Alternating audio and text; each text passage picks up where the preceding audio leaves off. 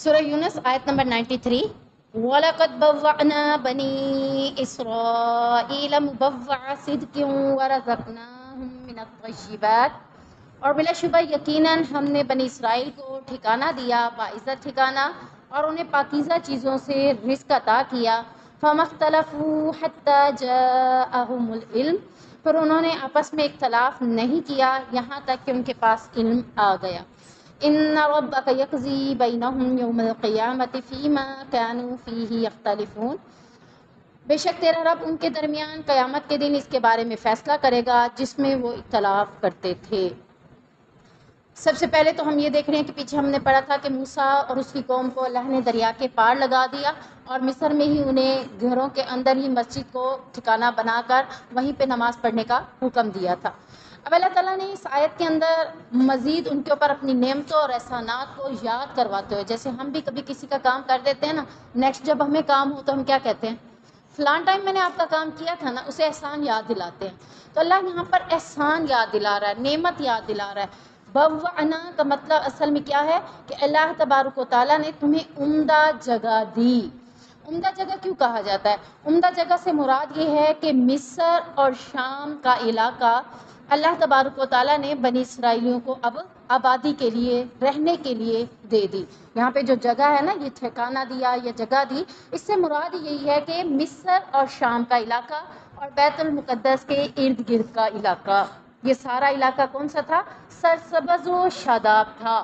یعنی بہت ہی خوبصورت جگہ اللہ تبارک و تعالیٰ نے بنی اسرائیلیوں کو اللہ کی عبادت کرنے کی وجہ سے، اللہ کے حکم ماننے کی وجہ سے اللہ نے انعام کے طور پر ان کو یہ عطا کر دی. یعنی جہاں وہ رہتے تھے فرعون کے ساتھ، وہ دریا کے دوسری سائڈ کا علاقہ تھا. اب جب دریا پار کر گئے تو دوسری سائڈ پہ کیا ہوا؟ بیت المقدس کے ارد گرد اور مصر اور شام کا علاقہ، یہ سارے علاقے اللہ تبارک و تعالیٰ نے انہیں دے دیے، کیونکہ یہ سارے علاقے کیا تھے؟ سرسبز و شاداب تھے، جہاں ہر طرح کا، یعنی مبوعہ صدقن، جگہ اچھی سی دے دی، باعزت دے دی، ٹھکانہ بہت خوبصورت. دیکھیں کوئی بھی اگر اپنا گھر یا اپنی جگہ، اپنی رہائش ڈھونڈتا ہے نا، تو سب سے پہلے اس کی کوشش یہ ہوتی ہے کہ اچھی جگہ پر جگہ ملے. جگہ بھی اچھی تھی، علاقہ بھی اچھا تھا، اور لوگ بھی عزت والے، یعنی وہاں جو ارد گرد کا معاملہ تھا وہ بھی عزت والا. کیوں؟ کیونکہ بیت المقدس تھا. بیت المقدس جیسے حرم کی زمین کو کتنا پاکیزہ سمجھا جاتا ہے اور کتنا مقدس سمجھا جاتا ہے کہ لوگ اٹھ اٹھ کے بار بار عمرہ اور حج کرنے کے لیے جاتے ہیں.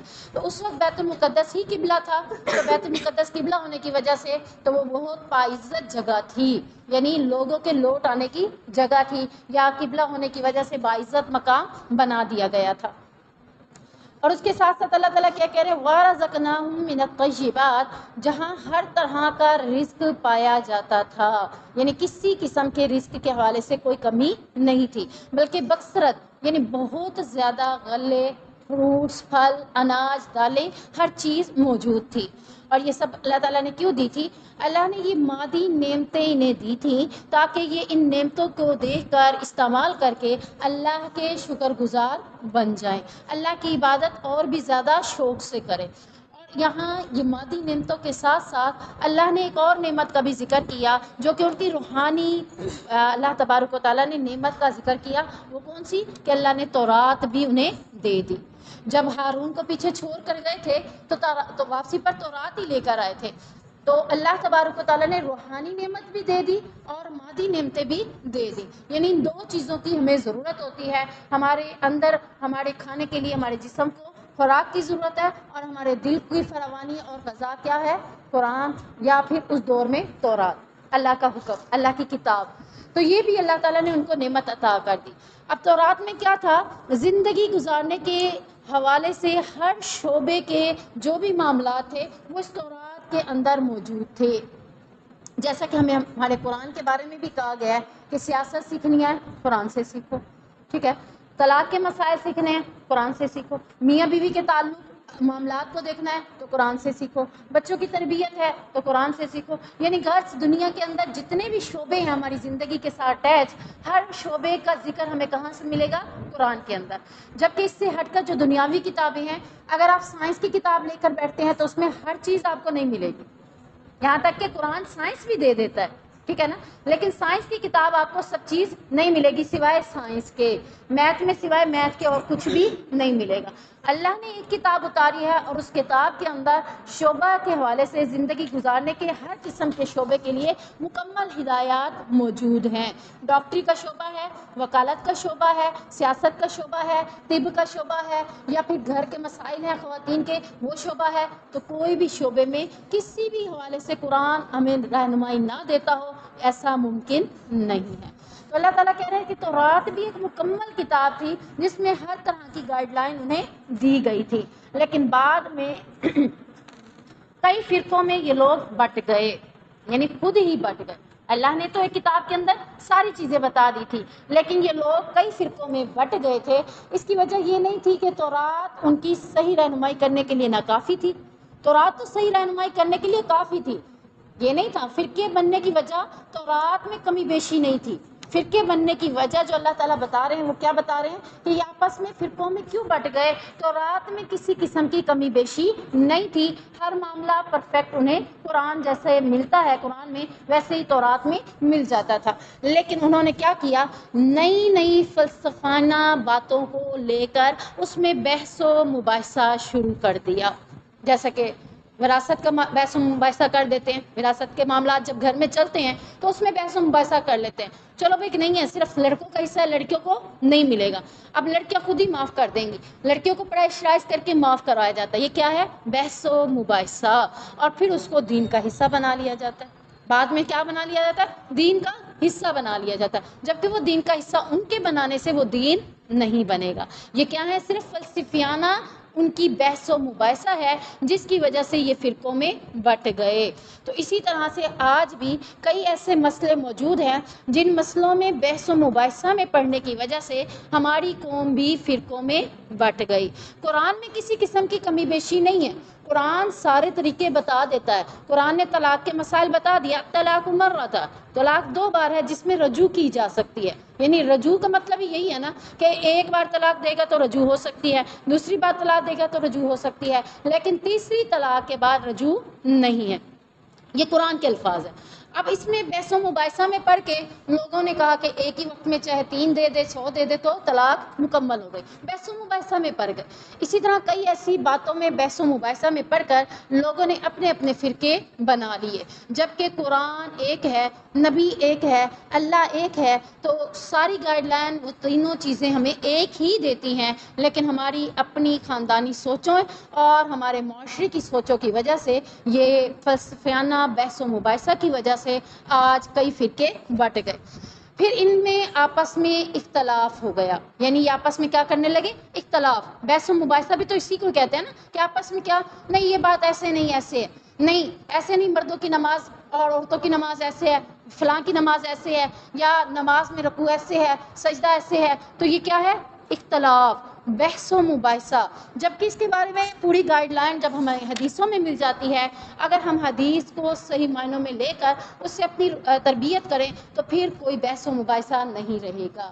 بحث و مباحثہ میں پڑھ کر ہم نے اپنی نمازوں کو بھی غلط کر دیا, اپنی باتوں کو بھی غلط کر دیا, اپنے معاملات کو بھی غلط کر دیا. تو اللہ تبارک و تعالیٰ نے قرآن ایک مکمل ضابطۂ حیات دی ہے جس میں مکمل ساری گائیڈ لائن موجود ہے. اب کچھ لوگوں نے فرقے بنانے کی مین وجہ یہ بھی تھی, اپنی اپنی چودراہتیں قائم کرنی تھیں. یعنی دین میں آنے کے بعد کیا ہونا تھا, سارے ایک جیسے مل کے بات ہوتے. اب دیکھیں قریش مکہ کے سرداروں نے دین کو قبول کیوں نہیں کیا, انہوں نے یہی کہا نا کہ ہم اگر دین کو قبول کر لیں تو اپنے ابا و اجداد کا دین چھوڑ دیں, اپنی چودراہت چھوڑ دیں, ہم تمہارے متی ہو جائیں. تو بعض لوگ دین میں آنے کے لیے اپنی چودراہٹ چھوڑنے کو پسند نہیں کرتے. آپ قبیلوں میں چلے جائیں, گاؤں میں چلے جائیں, دیہاتوں میں چلے جائیں, وہاں اب بھی چودراہتیں موجود ہیں. کیسی چودراہت, جو پنچایت فیصلہ کر دے گی تو اسی فیصلے کو حرف عاقل سمجھا جائے گا, چاہے وہ دین کے خلاف ہی کیوں نہ ہو. اب اگر جب انہیں بتایا جائے کہ یہ دین کے خلاف ہے آپ کا فیصلہ, یہ جو آپ نے لڑکے کو قتل کرنے کی صورت میں لڑکی کو ونی کر دی ہے، آپ اس کو لڑکی کو ان کو دے رہے ہیں، نکاح کی صورت میں اب وہ ان کے ساتھ جو بھی سلوک کریں وہ اس کے حقدار ہے، تو کون سا دین آپ کو اس کی اجازت دیتا ہے؟ وہ کہتے ہیں یہ ہماری سرداری ہے، اگر ہم دین میں آتے ہیں تو ہماری یہی سرداری ہی تو ختم ہو جاتی ہے۔ تو اسی وجہ سے وہ دین میں آنا پسند نہیں کرتے، اپنے اپنے فرقے بنا کر بیٹھ جاتے ہیں کہ ہمارا دین ایسا ہے، ہمارا دین ہمیں ایسے ہی کہتا ہے۔ تو یہ تعصب کی بنا پر اور بحث و مباحثہ کی بنا پر اور چدراہٹ کی بنا پر فرقے بنے ہیں، یعنی کہیں تعصب ہے، کہیں بحث و مباحثہ ہے، تو کہیں چدراہٹیں ہیں۔ ان تین وجوہات کی وجہ سے دنیا میں فرقے بن گئے۔ اب جیسے اہل سنت ہیں، بریلوی ہیں، شیعہ ہیں، دیوبندی ہیں، اہل حدیث ہیں، کئی ایسے فرقے، جماعت اسلامی ہے، دعوت اسلامی ہے، کئی ایسے بن گئے۔ تو اس میں مین بات کیا ہے، کیوں بنے ہیں؟ تین وجوہات کی وجہ سے، بحث و مباحثہ دین میں، اور چدراہٹ قائم کرنے کے لیے، اور تیسری چیز کیا ہے، تعصب کی بنا پر۔ تعصب کسے کہتے ہیں؟ جیسے حسد آ جانا، اس نے ایسا کیوں کیا، یعنی وہ ایسا کرتے ہیں تو ہم ایسا نہیں کریں گے۔ تو اللہ تبارک و تعالیٰ کہتے ہیں کہ انہوں نے تورات کے معاملے میں بھی ایسا ہی کیا اور ان میں کوئی اتحاد باقی نہ رہا، حالانکہ وہ اللہ کی کتاب کی طرف اگر رجوع کرتے تو سارے کیا ہو جاتے؟ متحد ہو جاتے۔ آپ دیکھ لیں اسرائیل اور یہودی نے کیا کر لیا، آپس میں معاہدہ کر کے متحد ہو گئے، حالانکہ اسرائیلی اپنا دین مانتے ہیں، یہودی اپنا دین مانتے ہیں، لیکن جب انہیں پتہ چلا کہ قرآن ان کو متحد ہونے کے ساتھ کہتا ہے کہ جب تم متحد ہو جاؤ گے تو تمہیں کوئی گرا نہیں سکے گا۔ کہانیاں موجود ہیں، ٹھیک ہے نا، اتفاق میں برکت ہے، کتنی کہانیاں موجود ہیں، کسان والی موجود ہے، لکڑیوں والی موجود ہے، اور کئی ایسی موجود ہیں کہ تین بھائی تھے، اکٹھے رہتے تھے، پھر الگ الگ ہو گئے، پھر ان کو توڑنا آسان ہو گیا۔ تو مسلمان میں جب سارے اللہ کی کتاب کی طرف رجوع کریں گے تو آٹومیٹکلی جب اللہ کی کتاب کی طرف رجوع کریں گے تو پھر کیا ہو جائیں گے؟ اتحاد میں آ جائیں گے، اور جب وہ اتحاد میں آ جائیں گے، متحد ہو جائیں گے، تو انہیں کوئی توڑ نہیں سکے گا، نہ کوئی فلسطین پہ حملہ کر سکے گا، نہ کوئی کشمیر پہ حملہ کر سکے گا، نہ کوئی پاکستان کے اوپر حملہ کر سکے گا۔ اب دیکھیں انہوں نے تو یہاں تک دیکھ لیا کہ ہم نے فلسطین پہ حملہ کیا، 52 اسلامی ملک ہیں، کیا کیا انہوں نے؟ اتحاد ہوتا تو سارے کیا کرتے؟ اگلا دن اسرائیلیوں کو لڑنے کے لیے موقع بھی نہ ملتا۔ اب سارے اتحاد ہی نہیں ہے، متحد ہی نہیں ہے۔ کیوں نہیں ہے؟ کیونکہ اللہ کی کتاب کی طرف سب کا رجوع نہیں ہے، سب نے اپنے اپنے فرقے، تعصب اور ہٹ ڈرنی اور چدراہٹ میں آ کر اپنے اپنے معاملات چلائے ہوئے ہیں کہ اگر میں مدد کے لیے گیا تو کل اسرائیل ہم پہ حملہ کر دے گا۔ یہی سوچ ہے نا ملکوں کی کہ اگر ہم گئے تو کل اسرائیلیوں کا ہاتھ ہماری طرف ہوگا۔ وہ یہ نہیں دیکھ رہے کہ جب ہم آپس میں متحد ہو جائیں گے، اس چیز کو انہوں نے فالو کر لیا کافروں نے، ہم فالو نہیں کر رہے، ہم متحد ہو جائیں گے تو اللہ تبارک و تعالیٰ کہتا ہے کہ کوئی بھی تمہیں گرا نہیں سکے گا۔ اللہ نے سورہ آل عمران میں بھی یہ آیت کہی ہے کہ وَاعْتَصِمُوا بِحَبْلِ اللَّهِ جَمِيعًا وَلَا تَفَرَّقُوا۔ لوگوں اللہ کی رسی کو، اللہ کی رسی اللہ نے کس کو کہا؟ قرآن کو۔ اللہ کی رسی کو مضبوطی سے پکڑ لو تو تم فرقوں میں نہ بٹو بلکہ متحد ہو جاؤ۔ اب ایک رسی کو جب سارے مل کے پکڑیں گے تو وہ رسی کہیں جائے گی؟ وہ آپ ہی کے ہاتھ میں رہے گی نا۔ اگر آپ میں سے آہستہ آہستہ سب چھوڑتے جائیں، میں کیوں پکڑوں، میں کیوں پکڑوں، میں کیوں پکڑوں، چھوڑتے چھوڑتے ایک ہی بچہ ہے اس رسی کو پکڑنے والا، وہ رسی اس کے ہاتھ سے بھی چھوٹ جائے گی۔ تو اللہ کی رسی کو مضبوطی سے پکڑنے کی صورت میں ہم متحد رہ سکتے ہیں، اور یہی متحد ہی رہنا اللہ تعالیٰ کہتا ہے ہمارے لیے بہتر ہے۔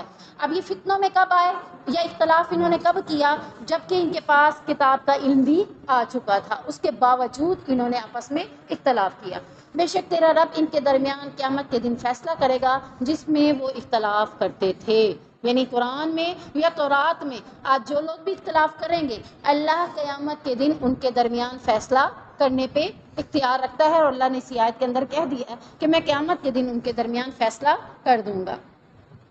فَإِن كُنتَ فِي شَكٍّ مِّمَّا أَنزَلْنَا إِلَيْكَ فَاسْأَلِ الَّذِينَ يَقْرَؤُونَ الْكِتَابَ مِن قَبْلِكَ۔ پھر اگر تو اس کے بارے میں کسی شک میں ہے جو ہم نے تیری طرف نازل کیا ہے تو ان لوگوں سے پوچھ لے جو تجھ سے پہلے کتاب پڑھتے تھے۔ لَقَدْ جَاءَكَ الْحَقُّ مِن رَّبِّكَ فَلَا تَكُونَنَّ مِنَ الْمُمْتَرِينَ۔ بلا شبہ یقیناً تیرے پاس تیرے رب کی طرف سے حق آیا ہے، فَلَا تَكُونَنَّ مِنَ الْمُمْتَرِينَ، تو پس تم ہرگز شک کرنے والوں میں سے نہ ہو۔ اب اس آیت میں اللہ تعالیٰ خطاب یا تو عام انسان کو کر رہے ہیں یا پھر نبی کریم صلی اللہ علیہ وسلم کے ذریعے سے امت کو تعلیم دے رہے ہیں۔ کس چیز کی تعلیم دی جا رہی ہے؟ کہ نبی کے اوپر جو وحی کی گئی ہے یا وحی کے ذریعے جو قرآن اتارا گیا ہے اس میں کسی قسم کا کوئی شک و شبہ نہیں ہے، یہ واقعتاً اللہ کی کتاب ہے۔ اگر پھر بھی تمہیں شک ہو تو تم ان پہلی کتابوں کو پڑھو جو کتابیں اس قرآن سے پہلے آئی ہیں، تو تمہارا شک و شبہ دور ہو جائے گا۔ کیسے ہوگا دور؟ کیونکہ تورات میں بھی انجیل میں بھی یہ بات لکھی گئی ہے کہ آخری کتاب قرآن آئے گی اور آخری نبی محمد رسول اللہ صلی اللہ علیہ وسلم آئیں گے۔ تو پہلے تو اللہ خود دلیل دے رہا ہے، قرآن کے حق ہونے پر اللہ نے خود دلیل دی ہے۔ کیسے دلیل دی ہے؟ اللہ تعالیٰ کہتے ہیں کہ جو نبی پر وحی کی جاتی ہے وہ اللہ کی طرف سے کیا ہے؟ سچی کتاب ہے، سچ بات ہے۔ پھر اللہ کہتے ہیں اگر تمہیں پھر بھی شک ہے تو پوچھو ان کتاب کو، ان لوگوں سے جو تم سے پہلے تھے، ان کی کتابوں کے اندر دیکھو، اس میں بھی قرآن کی گواہی موجود ہے۔ اور اگر پھر بھی تمہارے پاس حق آنے کے بعد بھی تم شک میں ہو تو بے شک اللہ کہہ رہا ہے تیرے پاس تیرے رب کی طرف سے حق تو آ گیا ہے، ہرگز تو شک کرنے والوں میں سے پھر نہ ہو۔ یعنی جب ہمارے سامنے ساری بات کلیئر کر بھی دی جائے پھر بھی ہم کہیں نہیں ابھی بھی یہ ہے، پھر اس نے کیا کہنا اگلے نے؟ تو جان اور تیرا کام جان، ہم نے تجھے ساری گائیڈ لائن دے دی تھی، ابھی بھی تو کنفیوژن میں ہے، شک میں ہے، تو پھر ہم تیرا یہ شک دور نہیں کر سکتے۔ تو اللہ کہہ رہا ہے یہ کتاب تو اللہ کی طرف سے حق ہے، بس اب تو ہرگز شک کرنے والوں میں سے نہ ہو۔ اور اگر اس کے بعد بھی کسی کو شک رہتا ہے تو اس کا شک تو دور ہی نہیں ہو سکتا، اسے کیا کہیں گے؟ جیسے کہتے ہیں نا تجھے وہم کی بیماری ہے، اسے شک کی بیماری، اس کی شک کی بیماری کو کوئی دور کر سکتا ہے؟ نہیں۔ جب اللہ نہیں کر سکا، اللہ کی کتاب نہیں کر سکی، تو پھر کوئی اور بھی اس شک کو دور نہیں کر سکتا۔ وَلَا تَكُونَنَّ مِنَ الَّذِينَ كَذَّبُوا بِآيَاتِ اللَّهِ فَتَكُونَ مِنَ الْخَاسِرِينَ، اور نہ کبھی ان لوگوں سے ہونا جنہوں نے اللہ کی آیات کو جھٹلایا، ورنہ تو بھی خسارہ اٹھانے والوں میں سے ہوگا۔ آیت کے آخر میں اللہ نے گواہی دینے کے بعد نبی کریم صلی اللہ علیہ وسلم کو مزید دیتے ہوئے اور سامعین یعنی امت کو مزید تلقین کرتے ہوئے کہا کہ اگر تمہیں اس کتاب کو آنے کے باوجود بھی اللہ کی آیات کو جھٹلا دیا تو پھر تم بھی خسارہ پانے والے میں سے ہوگے، چاہے وہ نبی ہو چاہے نبی کی امت ہو۔ اللہ نے جب ساری باتیں بتا دی پھر بھی اس کتاب کو تم جھٹلا رہے ہو، اس کتاب کو تم نہیں مان رہے، کہتے ہو کہ یہ اللہ کی کتاب نہیں ہے، تو پھر کیا ہے؟ نقصان اللہ کا نہیں ہے، نقصان کس کا ہے؟ اسی بندے کا ہی ہے۔ ان الذين حقت عليهم كلمة ربك لا يؤمنون، بے شک وہ لوگ جن پر تیرے رب کی بات ثابت ہو چکی وہ ایمان نہیں لائیں گے۔ اس آیت کے سیاق میں جائیں گے، یعنی پیچھے جیسے ہم کہتے ہیں نا یہ جو بات ہوئی ہے اس کے پیچھے ضرور کوئی ریزن تو ہوگا، ایسے یہ بات نہیں آ گئی۔ تو یہ بات اللہ جو کہہ رہا ہے کہ بے شک جو لوگ جن پر تیرے رب کی ثابت ہو چکی یہ بات کہ وہ ایمان نہیں لائیں گے، اللہ کہہ رہا ہے کہ یہ لوگ کبھی بھی ایمان نہیں لائیں گے۔ کیوں کہہ رہا ہے اللہ؟ کیونکہ اللہ کے پاس ایک علم ہے جس علم کو کہتے ہیں ازلی علم، علم ازلی۔ ازل میں نے ابھی بھی بتایا کہ ازل کیا ہوتا ہے؟ جب کچھ بھی نہیں تھا، شروع، یعنی شروع میں ہی اللہ جانتا ہے کہ یہ کیسے ہے۔ جیسے میں کہتی ہوں کہ ایک ماں جانتی ہے اپنے بچوں کے بارے میں یہ بچے کیسے ہیں، لیکن پھر بھی وہ امید ضرور رکھتی ہے ہو سکتا ہے میری دعاؤں سے یہ بچہ بدل جائے، ٹھیک ہے نا؟ تو اللہ تعالیٰ کے پاس کیا تھا؟ علم ازل۔ جب اللہ خود ازل سے ہے تو اللہ کے پاس علم بھی کون سا تھا؟ ازل، علم ازلی۔ علم ازلی میں اللہ رب العزت نے کیا فرمایا کہ اللہ تعالیٰ ہر انسان کے بارے میں جانتا ہے کہ کون سا انسان ایمان کو قبول کرے گا اور کون سا انسان ایمان کو قبول نہیں کرے گا، ٹھیک ہے؟ یہ علم کس کے پاس تھا؟ اللہ کے پاس۔ اس علم کو کیا کہتے ہیں؟ علم ازلی کہا جاتا ہے۔ اب اللہ تعالیٰ کہہ رہے ہیں کہ وہ اپنے اختیار اور ارادے سے ہی کافر ہوگا، اپنے اختیار اور ارادے سے ہی مومن ہوگا۔ اللہ کے حکم سے وہ مومن کافر نہیں ہو رہا، اللہ نے تو اختیار دے دیا، ہمارے پاس ہے نا اختیار، میں چاہوں تو اپنے آپ کو بدل سکتی ہوں، دین کی طرف لا سکتی ہوں، اللہ کے احکامات کو پورا کر سکتی ہوں، اور اگر میں نہ چاہوں تو پھر نہیں کر سکتی، میرے پاس اختیار ہے نا۔ اللہ نے یہ اختیار تو کسی سے نہیں چھینا نا۔ اللہ نے یہ بات کہہ دی ہے کہ میں اس کو جانتا ہوں کہ یہ ایمان نہیں لے آئے گا۔ کیوں جانتا ہوں؟ کیونکہ ایک علم ہے اللہ کے پاس۔ جیسے کہتے ہیں استاد کے پیچھے بھی ایک آنکھ ہوتی ہے، پیچھے کیا ہو رہا ہے استاد کو پتا ہوتا ہے۔ تو استاد اگر اس رتبے پہ آ کر اسے پتا ہے پیچھے کیا ہو رہا ہے؟ وہ دیکھا تھوڑا اس نے، اس کے پاس ایک علم ہے، اللہ نے اس عہدے پہ پہنچ کر اس کو ایک علم، ایک صلاحیت دی ہے، اسی کی بیس پہ وہ بات کر رہا ہے، ٹھیک ہے نا؟ مجھے پتا تھا کہ تم آج کام کر کے نہیں آؤ گے، مجھے پتا ہے آپ سبق یاد کر کے نہیں آؤ گے، ایسے ہی ہے نا؟ تو اب یہ بدلنے کے لیے بدلنا چاہیں تو آپ بدل سکتے ہیں، آپ کے پاس اختیار ہے، آپ میری اس بات کو رد کر سکتے ہیں، ہے نا آپ کے پاس، آپ مجھے جھٹلا سکتے ہیں کیونکہ آپ کے پاس اختیار ہے، کیونکہ میں علم ازلی نہیں جانتی، میں ایک اپنے علم جو مجھے اللہ نے تھوڑی سی وسعت دی ہے اس علم کی، اس بیس پہ آپ کو بات کر رہی ہوں کہ آپ نے یاد کرنا ہی نہیں، لیکن آپ کے پاس اختیار ہے، آپ میرے اس بات کو رد کر سکتے ہیں، لیکن اللہ کے پاس جو علم ہے وہ اللہ کے پاس صلاحیت کے حساب سے نہیں ہے، اللہ کے پاس جو علم ہے وہ اللہ کا پکا علم ہے، گارنٹی والا علم ہے، اس علم کے بعد اللہ کیا کہتا ہے کہ میں جانتا ہوں کہ یہ ایمان نہیں لے آئے گا، لیکن میں نے اس کے اوپر یہ ٹھپا نہیں لگایا، اس نے اپنے اختیارات کو استعمال ہی نہیں کیا۔ آپ کے پاس اختیارات ہیں، آپ کے پاس گھر کا پورا سیٹ اپ ہے، آپ پورا گھر آپ کے پاس ہے، امی گھر نہیں ہے، ٹھیک ہے نا، کچن میں کئی ایسی چیزیں پڑی ہیں جو آپ کو پسند ہیں، اب آپ نے اگر اسے بنا کے کھا لیا تو کیا ہوا ہے؟ آپ کے پاس اختیار تھا نا، آپ نے بنا کے کھایا، اگر آپ نہیں بنا کے کھاتی، بیٹھی رہتی ہے، بھوکی بیٹھی رہتی ہیں، آپ نے اپنے اختیارات کو استعمال نہیں کیا، تو اسی طرح اللہ نے آپ کو اختیارات دی ہیں کہ آپ دین پر عمل کرنا چاہیں تو کر سکتی ہیں، اگر نہ کرنا چاہیں تو نہیں کر سکتی، یہ آپ کے پاس اختیار ہے، لیکن اس لڑکی کی طرح جو بیٹھی ہے کہ مجھے کھانا پکا ہوا ملے گا تو میں کھاؤں گی، اس نے اختیار استعمال کرتے ہوئے، اپنے ذہن استعمال کرتے ہوئے کچن میں جا کے اپنے لیے کچھ نہیں بنایا، تو اس نے نقصان کس کا کیا؟ اپنا کیا۔ تو دین کو اختیارات ہیں آپ کے پاس سیکھنے کا، آپ نے سیکھا نہیں ہے تو نقصان کس کا ہے؟ آپ کا۔ تو یہی بات ہے کہ ہم یہ نہیں کہہ سکتے چلو اللہ نے تو پہلے ہی لکھ دیا ہے کہ میں ایمان والی بنوں گی یا نہیں بنوں گی، میں کافر رہوں گی، پھر میری کوشش کرنے کا کیا فائدہ؟ نہیں، ایسا نہیں ہے۔ اگر آپ کی امی کہتی ہے تو ہے ہی ایسی، تو آپ نے اس کو رد کر کے دکھانا، آپ نے اس سے اچھا بن کے دکھانا، آپ نے ویسا نہیں بننا۔ تو یہی بات اللہ کہہ رہا ہے کہ اختیارات اس کے پاس ہیں، اختیارات کے باوجود بھی خیر کی راہ اختیار کرے یا شر کی، اس علم کی بنیاد پر اس نے ہر شخص کی تقدیر میں لکھ دیا ہے کہ وہ ایمان لائے گا یا کفر کی راہ اختیار کرے گا۔ اس اللہ کے اس علم کو ازلی علم کہتے ہیں، اسی کا اس آیت کے اندر اشارہ ہے جس میں اللہ کہہ رہا ہے کہ اللہ کی بات ثابت ہو چکی کہ یہ ایمان نہیں لائیں گے، ثابت ہو گئی نا، پکی کر دی نا۔ امی نے کہا یہ ایسی ہے، آپ نے ویسا بن کے دکھایا، آپ نے ثابت کر دیا کہ میں ایسی ہی ہوں، اللہ نے کہہ دیا تو آپ نے ثابت کر کے دکھا دیا کہ واقعی آپ ایمان لانے والے نہیں ہیں۔ اللہ نے کہا یہ ایمان لائے گی، آپ نے ثابت کر دیا ایمان۔ اختیارات آپ کے پاس موجود ہیں۔ یہی وہ لوگ ہیں جو کفر و معصیت الہی میں اتنے غرق ہو چکے ہوتے ہیں کہ ان کے اوپر کوئی نصیحت اثر نہیں کرتی۔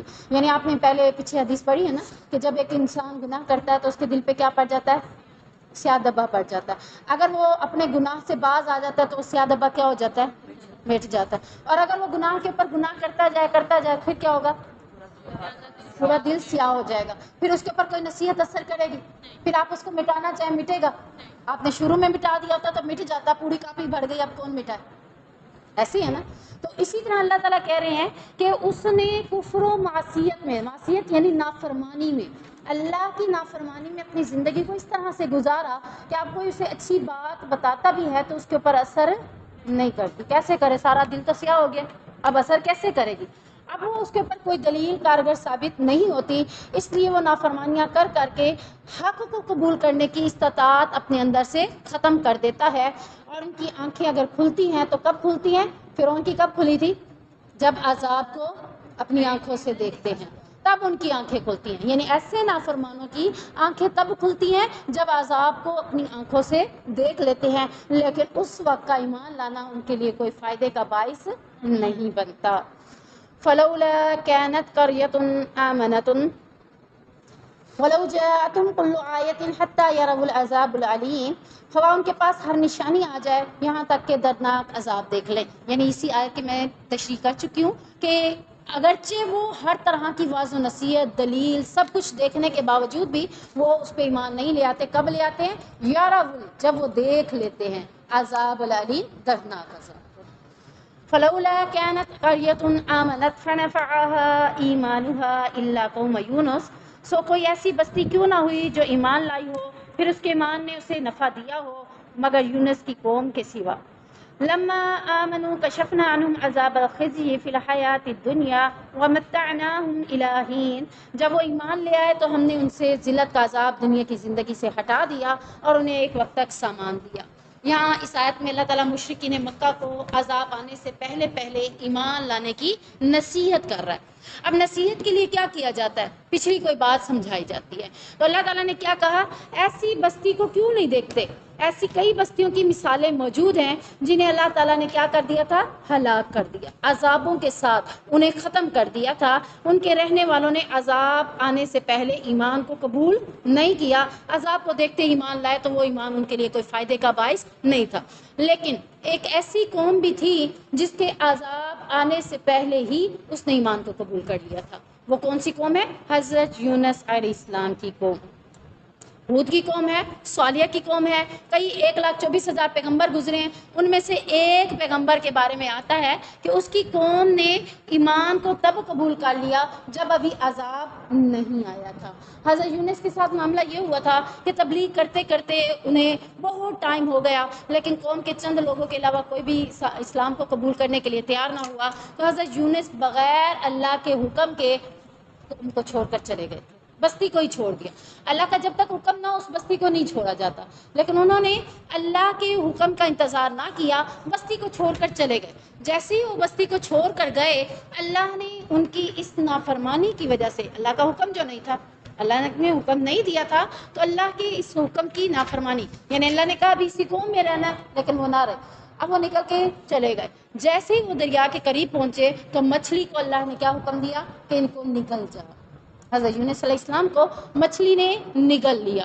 اب نگلنے کے بعد مچھلی کو حکم کیا تھا کہ تو نے اس سے ٹکڑے ٹکڑے نہیں کرنا۔ مچھلی جب بھی کوئی چیز لیتی ہے نا، ایک ہی وقت میں سالم اندر لا لیتی ہے، ایسے ہی ہے نا، دیکھا ہے نا ویڈیوز میں، ایک ہی وقت میں سالم پوری اندر لے جاتی ہے، اور وہ جب اندر لے کر چلی جاتی ہے تو اندر وہ کہتے ہیں اس کے بعد وہ کسی جگہ پر جا کے آلٹی پالٹی مار کر کسی طریقے سے وہ اپنے اندر اس کو اپنے جسم کا حصہ بناتی ہے، یعنی خوراک کا حصہ بناتی ہے۔ لیکن حضرت یونس کے بارے میں اللہ نے مچھلی کو حکم دیا تھا کہ تم نے اس کو کچھ بھی نہیں کہنا، اس کو میرا مہمان ہے، تم نے اس کو بس پیٹ کے اندر رکھنا ہے۔ اب مچھلی نے ان کو پیٹ میں رکھا۔ مفسرین جو تفسیر کرنے والے ہیں، کوئی کہتا ہے کہ 30 دن تو کوئی کہتا ہے 40 دن تقریباً وہ مچھلی کے پیٹ میں زندہ رہے، اللہ کے حکم سے تھا۔ اب یہ کیا ہے؟ صرف اپنے اللہ کا حکم نہیں تھا قوم کو چھوڑنے کا، قوم کو چھوڑ کر چل پڑے، اس کا عذاب تھا کہ مچھلی کے پیٹ میں رکھا۔ پھر جب انہوں نے مچھلی کے پیٹ کے اندر ہی اپنی غلطی کا اندازہ کیا تو اللہ تعالیٰ سے دعا کی، لا الہ الا انت سبحانک انی کنت من الظالمین۔ یہ دعا وہ کثرت کے ساتھ پڑھتے رہے تو اللہ تبارک و تعالیٰ نے ان کی غلطی کو معاف کیا اور مچھلی کو حکم دیا کہ ساحل سمندر یعنی سمندر کے کنارے پہ جا کر ان کو اگل دو، دوبارہ انہیں باہر نکال دیا۔ اب جب حضرت یونس باہر آئے تو ان کے بارے میں آتا ہے کہ ان کی جلد جو تھی بالکل نرم ہو چکی تھی، اندر جو رہ رہے تھے، یہ دھوپ، یہ ہوا، یہ روشنی، یہ موسم کا بدلنا، یہ ہمارے جسم کے لیے بہت بیسٹ ہے، ٹھیک ہے۔ اب ان کی جلد ایسے ہو چکی تھی جیسے کوئی بچہ پیدا ہوتا ہے تو اس کی جلد اتنی خاص نہیں ہوتی جن کو مشینوں میں اب رکھا جاتا ہے۔ تو اب ان کے لیے حکم تھا کہ اللہ کے حکم سے جنگل کے اندر ہی ایک بکری آتی تھی جس کا وہ دودھ پیتے تھے، بکری کے دودھ پینے کے بعد ان کی جلد، ان کی طبیعت بہتر ہوئی اور پھر وہ ان کے لیے معاملہ صحیح ہو گیا۔ اب ادھر قوم کا کیا ہوا؟ قوم نے دیکھا کہ جب پیغمبر بھی چلا گیا ہے اور عذاب کسی بھی وقت آ سکتا ہے تو وہ ڈر کر اس عذاب آنے سے پہلے پہلے ایمان کو قبول کر لیا۔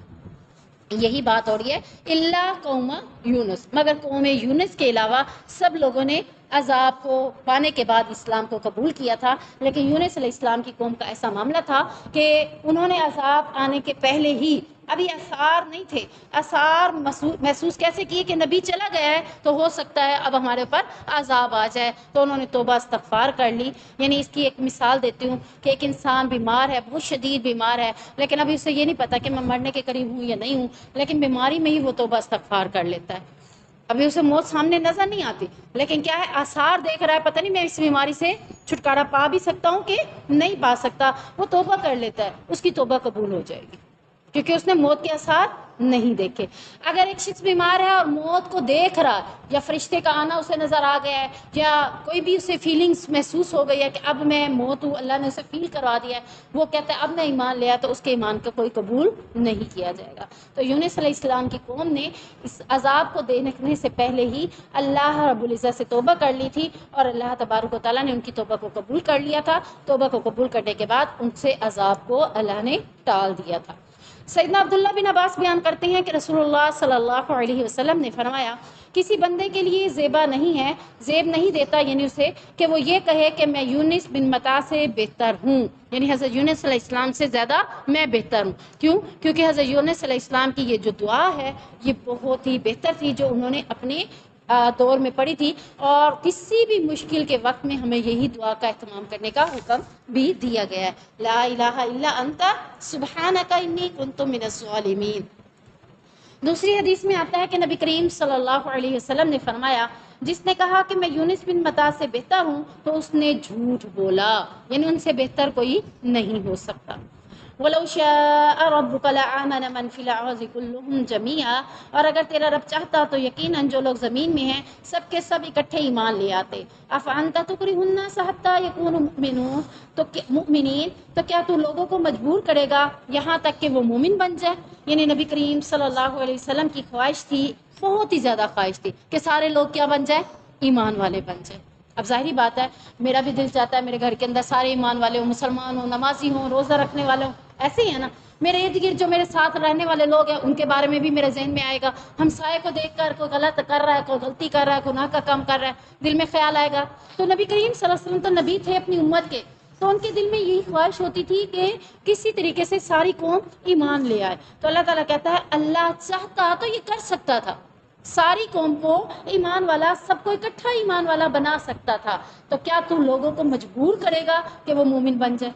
زبردستی تو انہیں مومن بنائے گا، زبردستی تو انہیں اس سائڈ پہ لے آئے گا۔ تیرے ذمے پیغام پہنچا دینا ہے، زبردستی کسی کو مومن بنانا نہیں ہے۔ مومن کوئی بنے تو اپنی خواہش سے بنے، اپنی خوشی سے بنے، تیرے کہنے سے جبرن کوئی مومن نہیں بن سکتا۔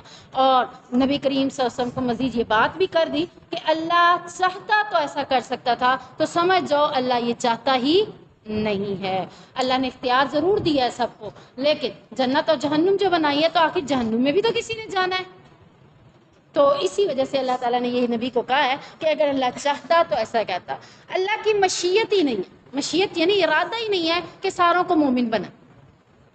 اللہ کی مشیت کیا ہے؟ اللہ کی مشیت یہ ہے کہ جو لوگ ایمان لے آئیں علی، یعنی وجہ بصیرت کی وجہ سے، اپنی آنکھوں سے دیکھنے کی وجہ سے، یعنی ان کی بصیرت کام کر جائے، عقل کام کر جائے کہ نہیں یہ تو غلط ہے اور یہ صحیح ہے، اس بصیرت پہ جو ایمان لے آئے گا اس کا ایمان زیادہ قوی ہوگا بنسبت اس کے۔ میں آپ کو کہتی ہوں پردہ کرے، ٹھیک ہے، آپ کو دلیلیں نہیں دے رہی، آپ کو کچھ پڑھا نہیں رہی، آپ نے سورۃ نور نہیں پڑھی، میرے سے سورۃ احزاب نہیں پڑھی، میں ایسے ہی آپ کو کہتی ہوں کل سے پردہ کر کے آنا، لیکن آپ کے اوپر وہ بات اتنی جلدی اثر نہیں کرے گی۔ آپ سورۃ نور اور سورۃ احزاب پڑھ رہی ہیں، آپ نے پڑھی ہے نا، سورۃ احزاب کے اندر پردے کی آیات پڑھی ہیں اور ساتھ میں نصیحت بھی سنی ہے، تو پھر اس کے بعد آپ کے ذہن میں کیا آیا؟ بصیرت۔ آپ نے اپنی بصیرت سے مزید اس بات کو دیکھا کہ نہیں ہمارے لیے یہ چیز زیادہ ضروری ہے، تو جو بصیرت سے ایمان لے آئے گا وہ کسی کے کہنے سے پردہ کبھی بھی نہیں چھوڑے گا۔ جو کسی کے کہنے پہ پردہ شروع کرے گا وہ کسی کے کہنے پہ اتار بھی دے گا۔ جو دل کے کہنے پہ کرے گا تو وہ دل کے کہنے پہ ہی ختم کرے گا، اس کا دل کہے گا ہی نہیں۔ وہ تو اللہ سے دعا کر رہا ہے کون سی؟ ثابت قدمی کی، کہ اللہ مجھے اس دین پر ثابت قدم رکھ۔ تو اللہ تعالیٰ کہہ رہے ہیں کہ اپنے اختیار کو پوری آزادی کے ساتھ استعمال کر کے جو ایمان لے آئے، اللہ کی مشیت یہی ہے کہ وہی ایمان لے آئے۔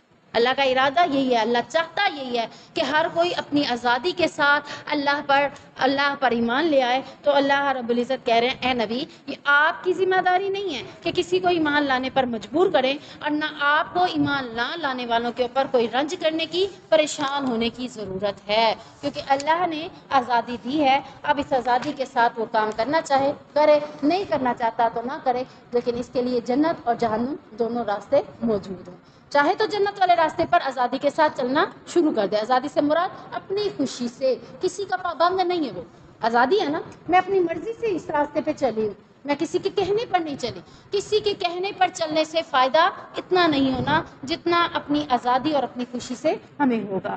حدیث میں آتا ہے کہ سیدنا مسیب بیان کرتے ہیں جب ابو طالب کی وفات کا وقت قریب آ گیا. سب سے پہلے تو ہم یہ دیکھتے ہیں کہ حضرت ابو طالب کون تھے. ابو طالب کون تھے؟ چچا تھے. نبی کریم صلی اللہ علیہ وسلم کے چچا تھے. یہ ان کا کام کیا تھا؟ انہوں نے کیا کیا تھا؟ کچھ ہے گیس؟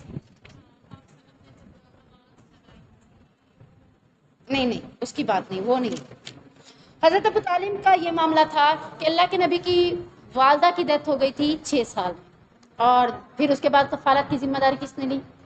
دادا نے. دادا کی وفات ہوئی تو اس وقت عمر کتنی تھی؟ 8 سال. ابھی 8 سال کے بچے کو بھی کفالت کی ضرورت ہے کہ نہیں ہے؟ پھر کفالت کس نے کی؟ حضرت ابو طالب. اس لیے حضرت ابو طالب کہا جاتا ہے چچا کا. ابو طالب چچا تھے جنہوں نے اسلام کو پیش کرنے میں بھی جو رکاوٹیں آئی تھی تو اس کا دفاع بھی کیا تھا. نبی کریم صلی اللہ علیہ وسلم کا دفاع کیا تھا. آپ کو سپورٹ دی تھی. خود تو ایمان نہیں لائے تھے لیکن سپورٹ کرتے تھے. یعنی یہ نہیں تھا کہ آپ کی راہ میں رکاوٹیں کھڑی کرتے تھے. مشرکین مکہ رکاوٹیں کھڑی کرتے، کہتے تھے اے ابو طالب اپنے بھتیجے کو روک لے، اپنے بھتیجے کو ایسے کر لے، لیکن کبھی بھی اپنے بھتیجے کو روکا نہیں تھا. بھتیجے کی سپورٹ بن جاتے تھے کہ تو کام کر میں تیرے ساتھ ہوں. یہ سپورٹ کی وجہ سے محبت بھی نبی کریم صلی اللہ علیہ وسلم کو حضرت ابو طالب سے بہت زیادہ تھی. اب ہم حدیث دیکھتے ہیں کہ حدیث میں کیا ہے. جب ابو طالب کی وفات کا وقت قریب آیا تو رسول اللہ صلی اللہ علیہ وسلم کے قریب تشریف لے گئے. آپ نے ابو جہل اور عبداللہ بن ابی امیہ بن مغیرہ کو بھی وہاں بیٹھا ہوا دیکھا. یعنی ابو جہل اور عبداللہ بن مغیرہ یہ اس وقت مشرکین مکہ کے 2 بڑے سردار تھے اور دونوں ہی ہٹ درمی میں تھے، یعنی کفر میں تھے. اور رسول اللہ صلی اللہ علیہ وسلم نے ابو طالب سے فرمایا اے میرے چچا تم لا الہ الا اللہ کہہ دو، میں قیامت کے دن اللہ کے سامنے تمہارے اس لیے اس کلمے کے ذریعے سے حجت یعنی دلیل پیش کروں گا. یعنی تمہارے جیسے دنیا میں تم نے مجھے سپورٹ کیا ہے، تم لا الہ پڑھ لو تو میں تمہیں سپورٹ اللہ کے سامنے کر کے جنت میں لے جاؤں گا. یہ مقصد تھا. تو ابو جہل اور عبداللہ بن امیہ کہنے لگے ابو طالب کیا تم عبد المطلب کے دین کو چھوڑ دو گے؟ پھر برابر یہی حال رہا. ادھر اللہ کے نبی دعوت دیتے رہے، ادھر عبداللہ بن امیہ اور ابو جہل بار بار یہی بات کہتے رہے. تو اس کے بعد ہوا کیا کہ رسول اللہ صلی اللہ علیہ وسلم کے اسے کلمہ کی تلقین کرنے کے باوجود بھی آخرکار ابو طالب نے جو آخری بات کہی تھی وہ یہ تھی کہ میں عبد المطلب کے دین پر مرتا ہوں، لا الہ الا اللہ نہ کہا. یعنی زبردستی کسی کو تو کلمہ، اس آیت میں اصل بات ہی ہے. پھر بھی اس کے باوجود اللہ کے نبی صلی اللہ علیہ وسلم نے اس حدیث کے اندر کہا کہ اللہ کی قسم میں تمہارے لیے یعنی چچا کے لیے اس وقت تک دعا کرتا رہوں گا جب تک اللہ مجھے ان کے لیے دعا کرنے سے منع نہیں کر دیتا. چنانچہ سورۃ توبہ کے اندر اللہ تعالیٰ نے آیت نازل کی، اس میں تھا کہ اے نبی ان لوگوں کے لیے جو ایمان لے آئے کبھی جائز نہیں ہے کہ وہ مشرکوں کی بخشش کے لیے دعا کریں. جس نے کلمہ ہی نہیں پڑھا وہ کون ہے؟ مشرک. تو مشرک کے لیے ایمان والے کبھی بھی دعا نہیں کر سکتے.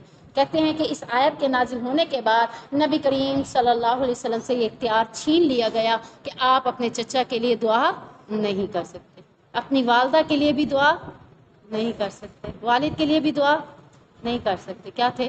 سارے کون تھے؟ اسلام کو قبول نہیں کیا. کتنی بڑی بات ہے. اب دیکھیں اس موقع پر ہم کہتے ہیں اللہ کے نبی تھے اس لیے درجے مل گئے، یہ مل گیا وہ مل گیا. قربانی بھی تو کتنی بڑی دینی پڑی، کتنی بڑی بڑی قربانیاں دی ہیں. تو یہاں تک کہ اس آیت کے نازل ہونے سے پہلے وہ اپنی والدہ کی قبر پر جا کر مغفرت کی دعا کیا کرتے تھے، لیکن اس آیت کے بعد انہوں نے کبھی بھی وہاں نہیں گئے تھے.